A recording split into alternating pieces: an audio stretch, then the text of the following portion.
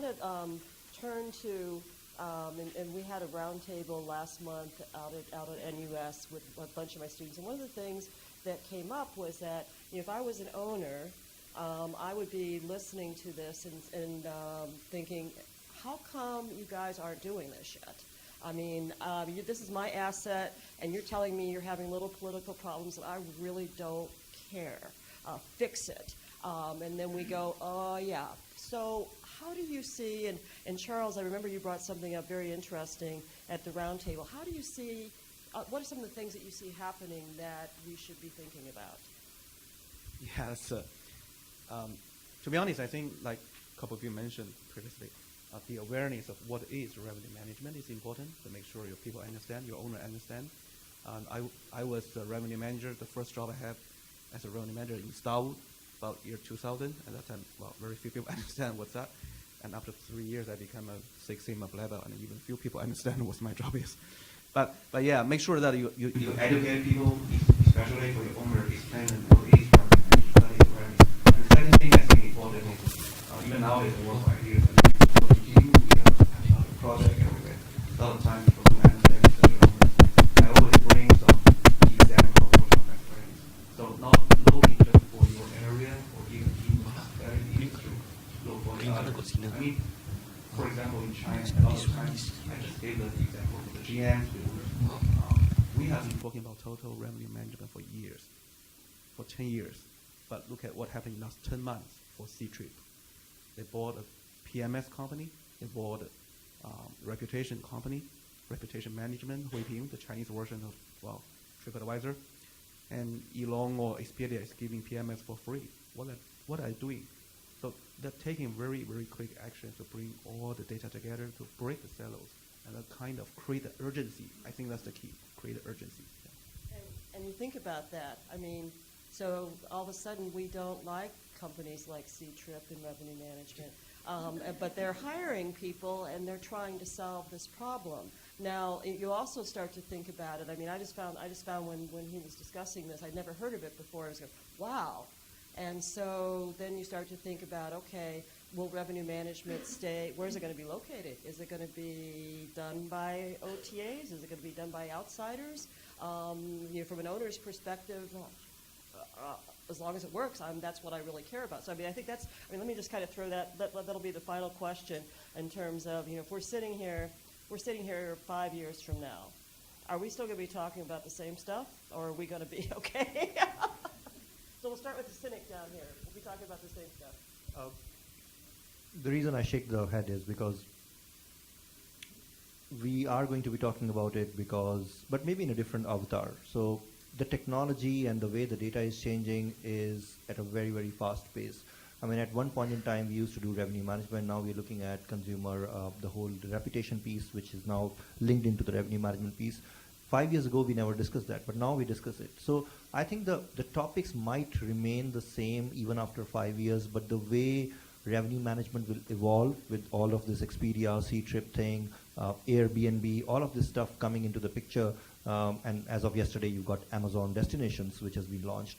So all of this coming into the picture, I think the topics will remain the same, but how you approach them, the nuances, the noise is going to be different. So it's just going to be the same wine in a different bottle. Well, I agree. I think since we talked about this 5 years, but in the last 5 years, we also had made some progress. Maybe it is slower than we want it to be. And I think, I mean, looking from perspective to, okay, there's so much revenue which we leave on the table, so why we're not grabbing that revenue? Yes, we recognize it's slow, so I think, but we still made progress. And I think as an industry, I mean, by having conference like this and spreading the word, and I think we will even more focus on other revenue streams and therefore drive profitability. But I also don't think it will suddenly in 5 years be all solved. So I think we will have similar conversations, maybe additional elements in there.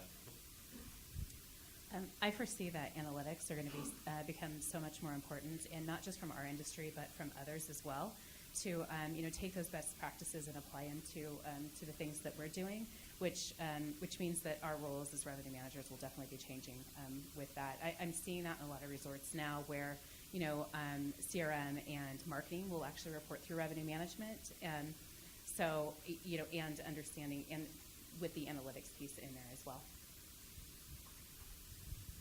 I guess what I'm seeing is sort of the evolution. So we're working on restaurants and meeting space now, but then retail is next. And what do we do with transportation if you thought? And there are so many other areas where we still can touch and drive additional business. Entertainment's another good example. So it just keeps evolving. Something new will come on. It'll replace the past. Yeah, totally agree. I think last week I had a meeting with Wanda. We're also looking at the revenue management for cinema, theater, for everything put together for them. Yeah, I think it's evolution. Keep going. And Jeanette? Yeah, I think that in 5 years' time, hopefully we'll be talking about really maximizing a customer life cycle value of a customer. There is just so much opportunity to offer the right price and the right product to each customer and to personalize that. So I think that sort of using analytics and customer insights to personalize the revenue management offer is going to be quite critical for us and things that's coming up in 5 years. Okay, thank you. And you heard it from the experts, and it's all on tape.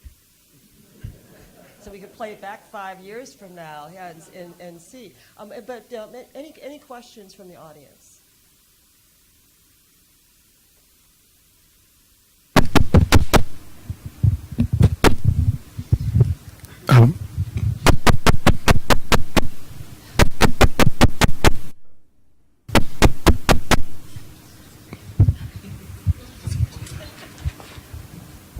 Actually, just a follow-up from what Charles was saying, and I think it gives, an insight into where all of our different technology ecosystems are going.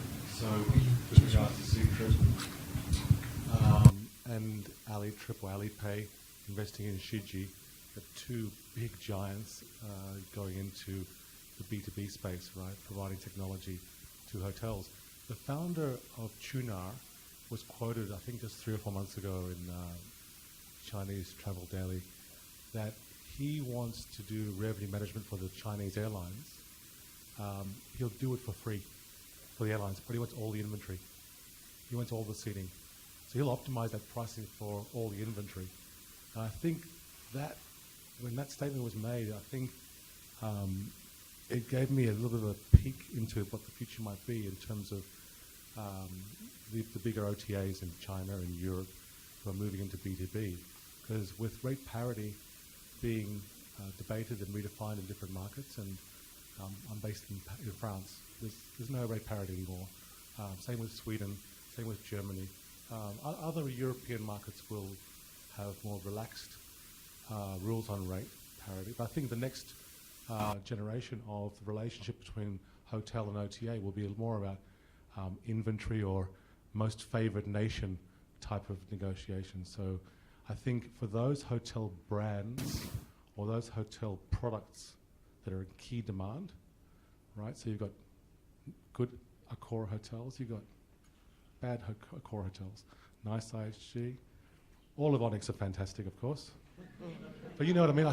I think those hotels who are in a key position will be able to really trade off with their travel partners, particularly if those travel partners get all the inventory. And I think, I don't know what you think, Charles, in China, but they're moving fast, really fast there. It's amazing. But more of a comment, sorry, not a question. Any other questions or comments?